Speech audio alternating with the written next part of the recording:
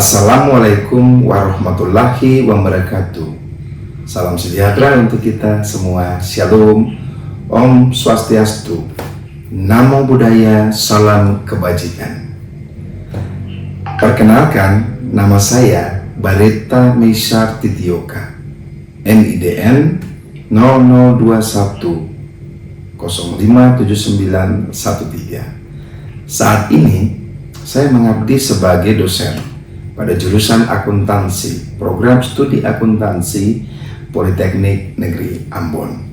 Saya mendapat penugasan untuk mengampu sejumlah mata kuliah, yaitu manajemen keuangan, akuntansi sektor publik, aplikasi komputer data office, akuntansi biaya, penganggaran, dan statistik. Adapun latar belakang pendidikan saya adalah manajemen.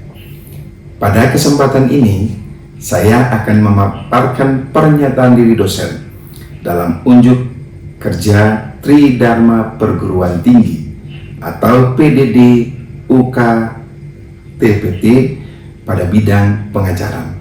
Pada kesempatan ini, saya akan menjelaskan salah satu mata kuliah yang saya ampu adalah manajemen keuangan dengan kode mata kuliah AK-2502.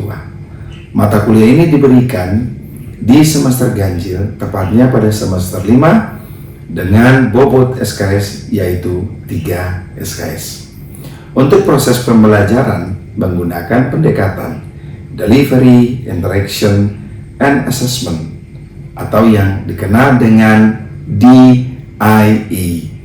Mata kuliah ini bertujuan untuk membantu mahasiswa dalam memahami serta mengembangkan keterampilan dalam melakukan sebagian proses manajemen keuangan yang berkaitan dengan perencanaan keuangan, pengawasan keuangan, dan pembuatan keputusan keuangan yang meliputi keputusan pendanaan, keputusan investasi, dan kebijakan dividen. Capaian pembelajaran mata kuliah ini yaitu mahasiswa mampu menguasai konsep, prosedur, metode, dan teknik analisis laporan keuangan serta menginterpretasikan hasil analisis laporan keuangan. Kemudian, mahasiswa mampu melakukan analisis terhadap laporan keuangan dengan penekanan pada kemampuan dalam menghitung rasio-rasio keuangan untuk menyajikan informasi tentang kondisi dan kinerja keuangan. Ada beberapa metode dan strategi pembelajaran yang digunakan, yaitu ceramah, diskusi, presentasi, latihan, dan tugas.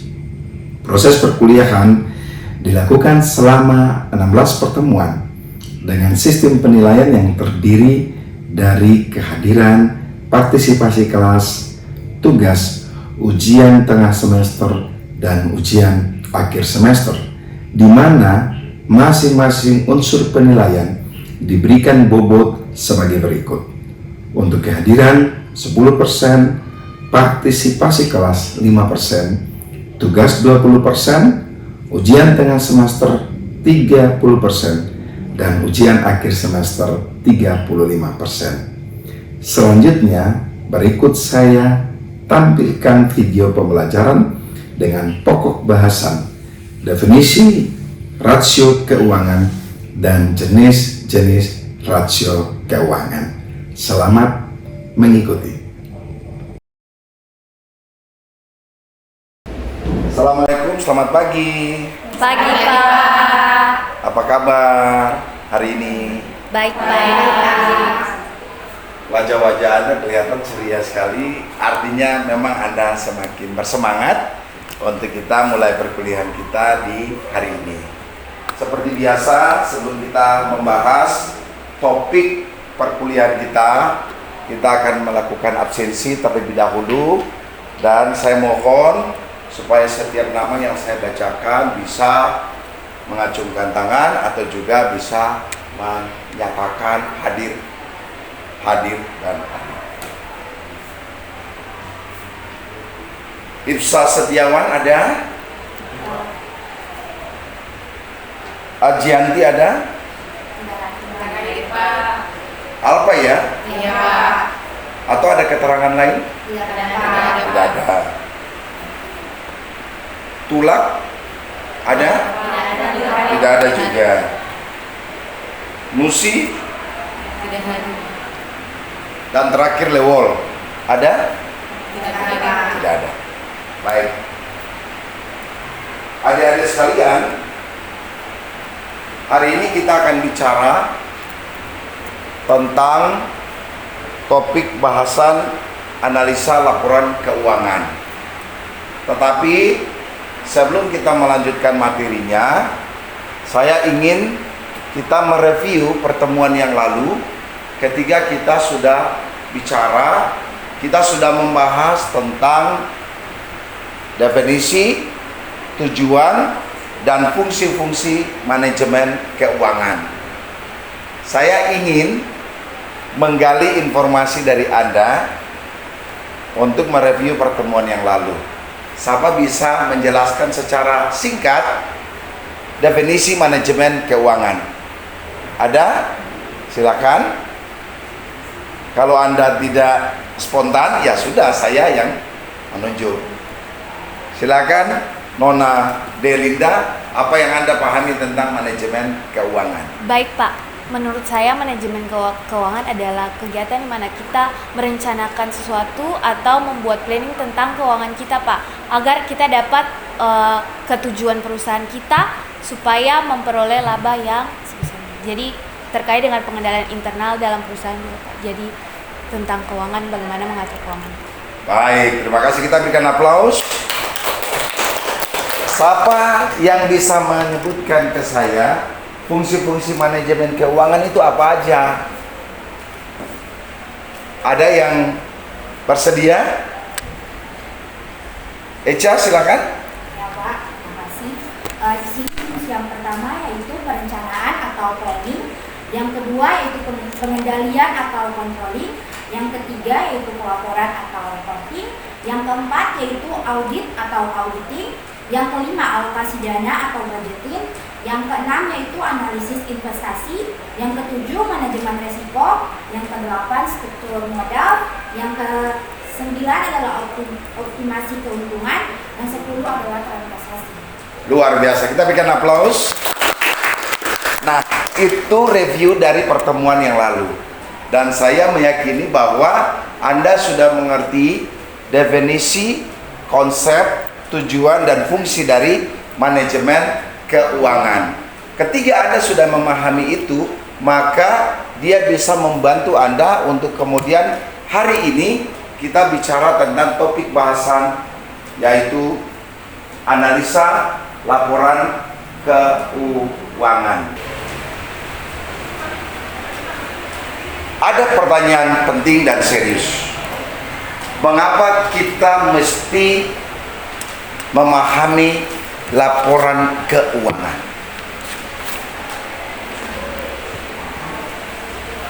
Karena laporan keuangan itu berkaitan dengan kesehatan finansial dari perusahaan, unit bisnis yang dijalani. Dan melalui laporan atau analisis laporan keuangan itu juga akan memberikan gambaran secara komprehensif terkait dengan kinerja perusahaan dalam melakukan aktivitas bisnis pada periode waktu tertentu. Maka itu analisis laporan keuangan menjadi sesuatu yang bersifat penting dan strategis bagi perusahaan dan unit bisnis. Saya mau berlogika kepada Anda, misalnya Anda mau tahu Anda dirinya sehat atau tidak, kan Anda harus melakukan diagnosa ke dokter praktek misalnya, atau mendatangi rumah sakit. Ketika Anda melakukan pemeriksaan, ya, maka Anda bisa mengetahui, oh, kondisi saya ini sehat dan kondisi saya ini ada gangguan atau tidak sehat. Nah, analisis laporan keuangan dilakukan juga untuk kepentingan yang demikian. Makanya ketika Anda bicara tentang fungsi-fungsi manajemen keuangan dengan banyak fungsinya itulah yang menjadi alat diagnosa untuk memastikan bahwa perusahaan dan aktivitas bisnisnya itu sehat ataukah tidak sehat. Performa bisnisnya itu seperti apa. Jadi mengapa laporan keuangan itu penting untuk diketahui, penting untuk dianalisis? Ya, dia menjawab dua komponen ini, kesehatan finansial dan juga kinerja manajemen. Jadi ketika Anda, adik-adik sudah bisa memahami ini, maka dia akan menjadi sesuatu yang penting untuk Anda melanjutkan pada aktivitas bisnis yang Anda lakukan.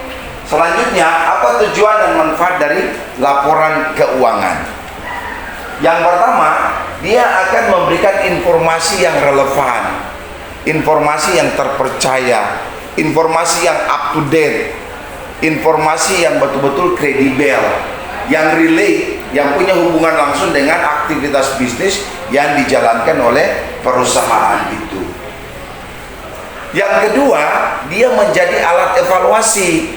Artinya bahwa membantu perusahaan dalam melakukan evaluasi terhadap aktivitas bisnis yang dikerjakan, aktivitas usaha yang dikerjakan pada periode waktu tertentu.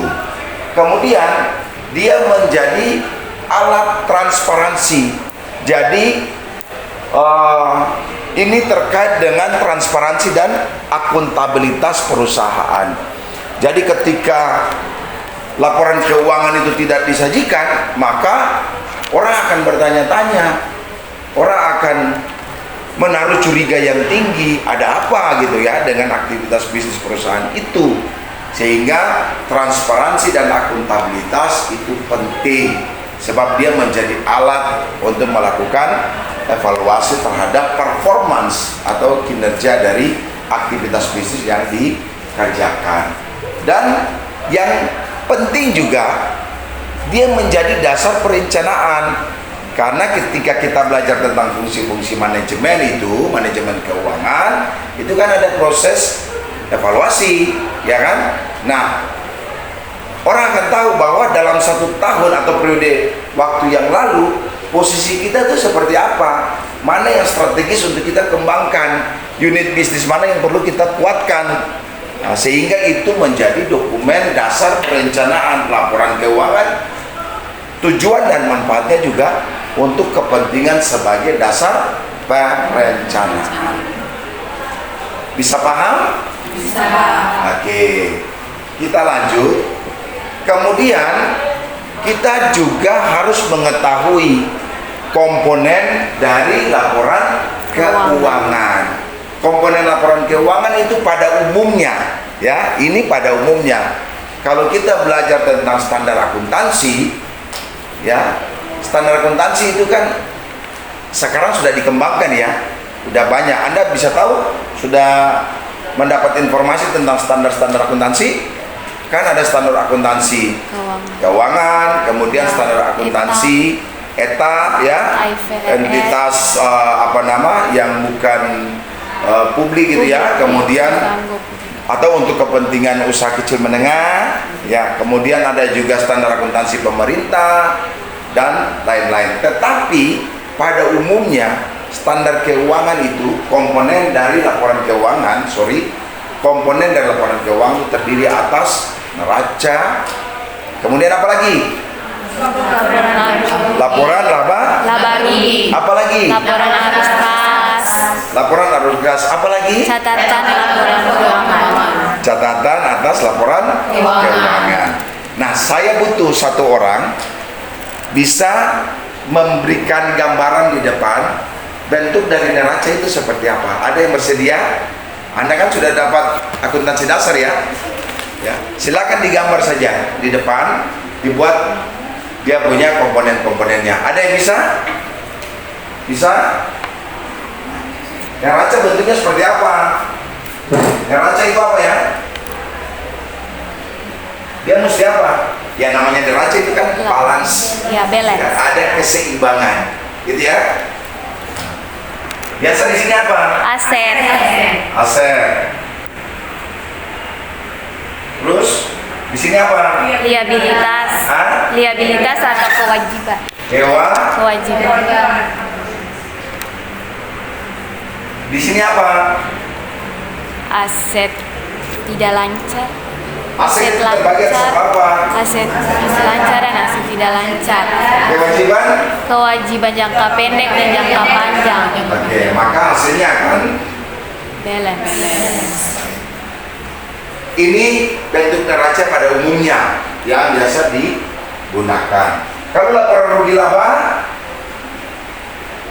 atau laporan laba rugi gimana? Terus habis ini pendapatan. Apa? Pendapatan. Silakan coba. Ayo.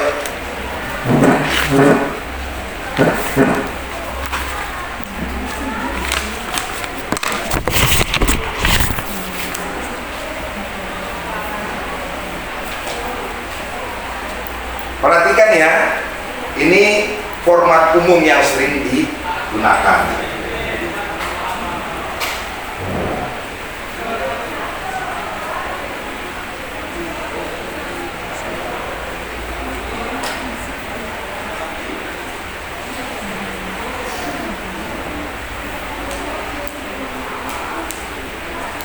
Oke, kita berikan aplaus. Ini saya hapus ya.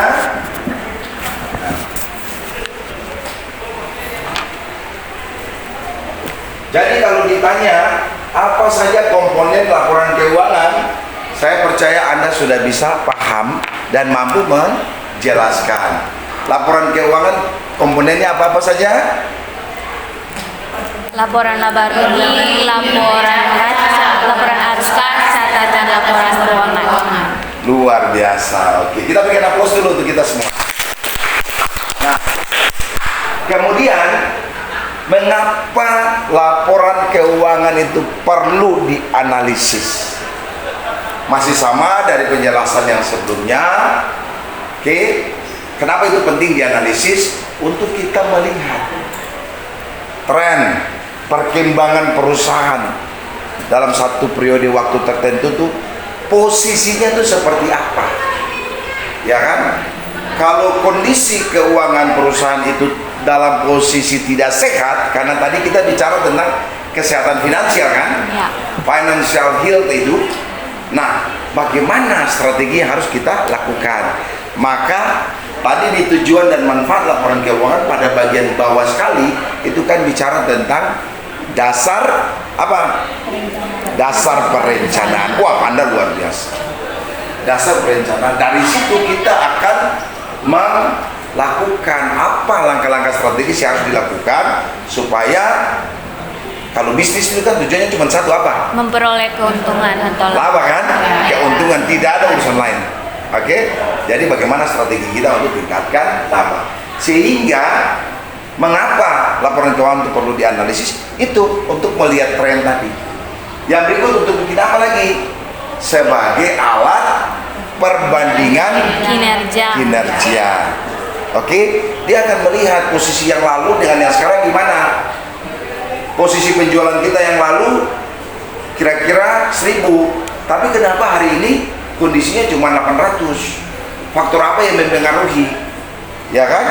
Lah, makanya belajar fungsi-fungsi manajemen keuangan itu penting. Yang tadi yang kalian sudah sebutkan di pertemuan yang lalu. Oke?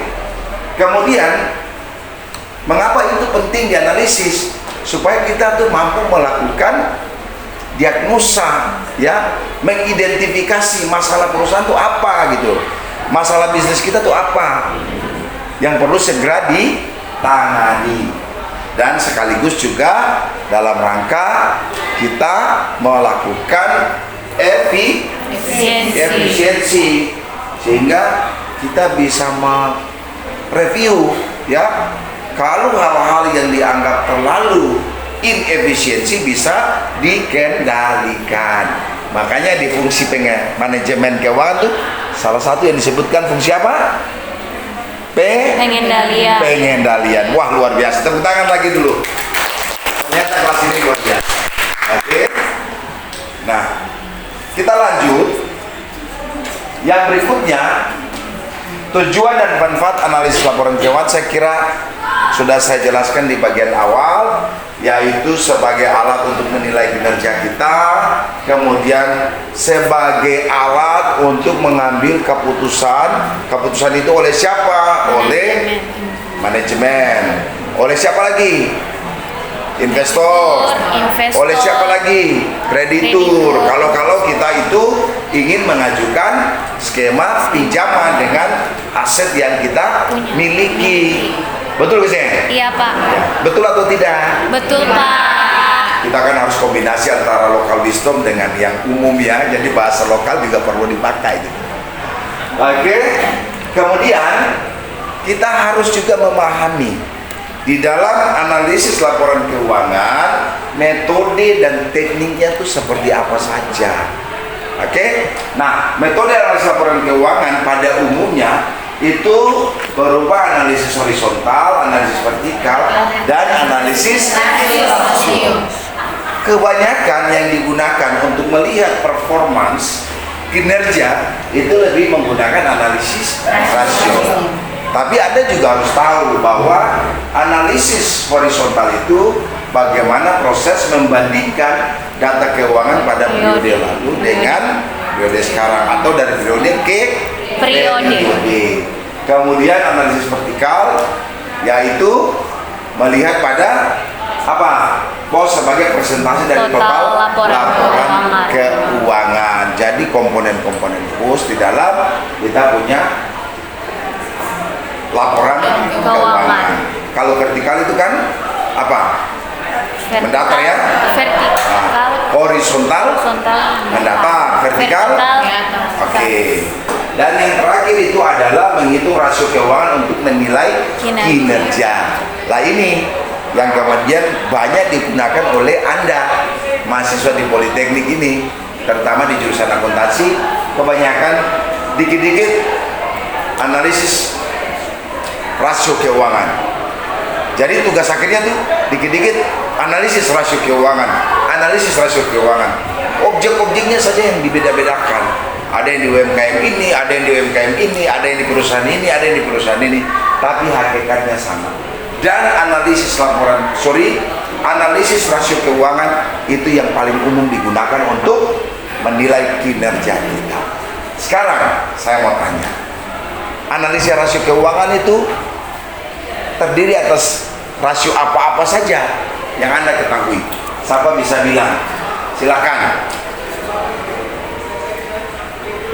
Silakan. Ada rasio profitabilitas, rasio solvabilitas, dan rasio likuiditas. Tepuk tangan. Ada nama siapa? Keisha, luar biasa. Ada rasio likuiditas, ada solvabilitas, ada profitabilitas, dan juga ada rasio lainnya. Oke, saya kira untuk analisis rasio Anda pasti sudah sangat familiar ya. Bahkan dalam pertemuan-pertemuan yang lalu atau juga untuk mata kuliah yang lain Anda juga pasti sudah mendengar, tapi mungkin belum mendalami. Sehingga kita perlu mengetahui secara umum kira-kira rasio likuiditas itu untuk apa digunakan?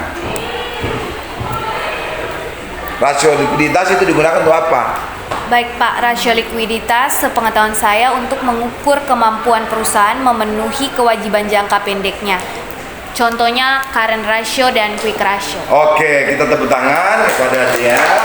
Kemudian untuk rasio profitabilitas itu untuk mengukur apa? Eca.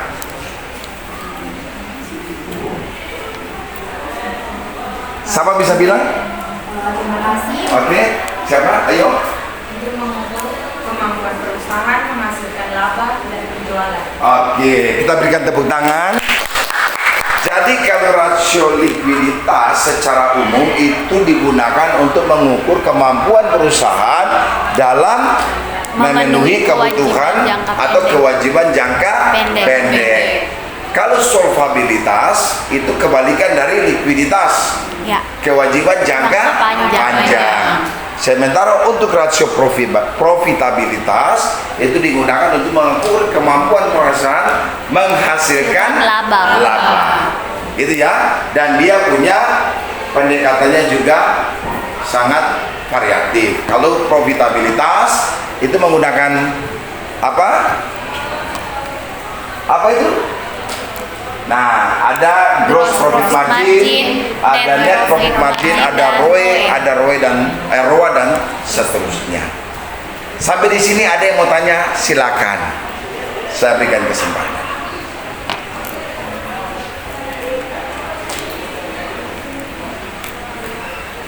Silakan. Oke. Saya, Pak. Terima kasih untuk kesempatan yang diberikan, Pak. Saya mau bertanya, lewat analisis rasio keuangan ini kita dapat mengetahui bahwa kinerja perusahaan ini apakah dia semakin baik atau semakin menurun. Nah, saya mau tanya, kalau misalnya kinerja suatu perusahaan itu dia menurun, faktor-faktor apa saja yang umumnya terjadi yang menyebabkan kinerja perusahaan tersebut menurun, dan masalah-masalah apa saja yang menyebabkan kinerja perusahaan menjadi tidak baik? Oke, Sekian, Pak. pertanyaan yang luar biasa. Kita tepuk tangan dulu. Ada di antara Anda yang bisa membantu menjawab?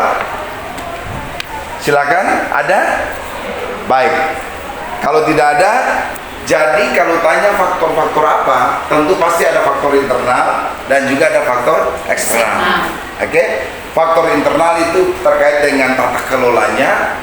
Ya, ada yang berkaitan dengan kemampuan produksinya, kemudian manajemennya, pemasarannya, ya. Tapi juga ada faktor eksternal. Faktor eksternal paling dominan itu adalah pesaing, ya kan? Dan ini yang kadang-kala mempengaruhi aktivitas bisnis, penjualan dan seterusnya, aktivitas produksi. Belum lagi kita punya aset dalam bentuk peralatan, distribusi bahan pokok, bahan baku, ya kan? Kemudian kinerja sumber daya yang atau tenaga kerja yang tidak produktif misalnya. Jadi sebenarnya ada banyak faktor. Nah, lewat analisa laporan keuangan kita tuh bisa mengetahui kondisi kita tuh sebenarnya seperti apa, dan ini yang kemudian harus kita benahi. Mari kita tepuk tangan untuk kita semua. Nah, untuk pertemuan hari ini saya kira sudah bisa kita akhiri. Saya percaya bahwa Anda sudah dapat memahami materi ini dengan baik. Dan sebagai tugas, tentu harus ada tugas ya, supaya minggu depan kita waktu masuk pertemuan, kita review dulu dan nanti baru kita melanjutkan pada topik selanjutnya. Tugasnya tuh tidak sulit. Silakan nanti ketok kelas bagi Anda ke dalam 3 kelompok. Satu kelompok itu cukup 3-4 orang, dan saya minta Anda cari atau membuat kasus terkait dengan kinerja keuangan perusahaan apa saja silakan, dan silakan Anda membuat analisis rasio keuangan khusus untuk analisa likuiditas, rasio likuiditas dan juga rasio profitabilitas. Minggu depan masing-masing kelompok akan mempresentasikannya. Mari kita berikan aplaus untuk pertemuan kita hari ini. Tetap semangat, tetap sehat, dan selalu buat yang terbaik untuk dirimu dan juga untuk orang banyak. Sekian dan terima kasih. Assalamualaikum warahmatullahi wabarakatuh. Salam sejahtera untuk kita sekalian.